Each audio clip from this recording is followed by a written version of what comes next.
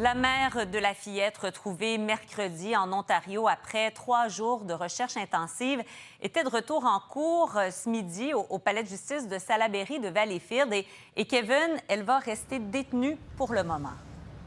Oui, elle va devoir, pour le moment, rester derrière les barreaux. J'étais ce matin au palais de justice de Salaberry et de Valleyfield. J'ai vu la femme âgée de 34 ans arriver par la porte des détenus avec ses menottes aux poignets. Elle portait un chandail gris, les cheveux longs. Elle avait les traits tirés. Elle semblait vraiment beaucoup fatiguée. Elle regardait un peu partout dans la salle d'audience. La Cour a aussi ordonné un interdit de publication, donc c'est impossible maintenant de nommer le nom de la jeune victime, celle qui a été abandonnée, et comme aussi le nom de sa mère. Il n'y a pas eu de demande d'évaluation psychiatrique, du moins pour le moment. Il reviendra pour son enquête sur remise en liberté le 3 juillet prochain, donc encore pour 2 semaines derrière les barreaux. Pour le moment, il y a seulement un chef d'accusation criminelle, soit abandon d'enfant. L'enquête est toujours ouverte, Marianne, donc c'est encore possible qu'il y ait d'autres chefs d'accusation.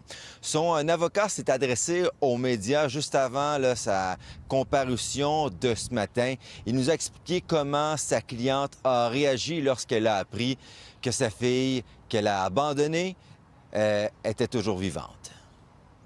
Elle était extrêmement soulagée. Extrêmement soulagée.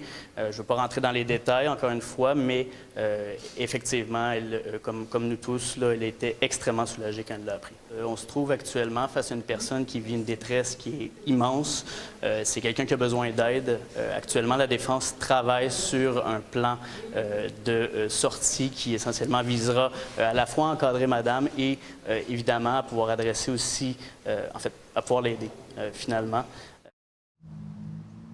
Je vous rappelle que la mère de famille avait signalé la disparition de sa fillette de 3 ans dimanche dernier à Coteau-du-Lac. C'est 3 jours plus tard qu'on a retrouvé l'enfant dans un fossé à Saint-Albert, en Ontario, aux abords de l'autoroute 417. Elle serait même repassée, selon le Journal de Montréal, devant le lieu pour voir si on l'apercevait à nouveau sur le bord de l'autoroute. Les policiers avaient aussi fouillé dans son cellulaire et elle aurait aussi cherché une urne pour enfants. On peut maintenant entendre la procureure de la Couronne.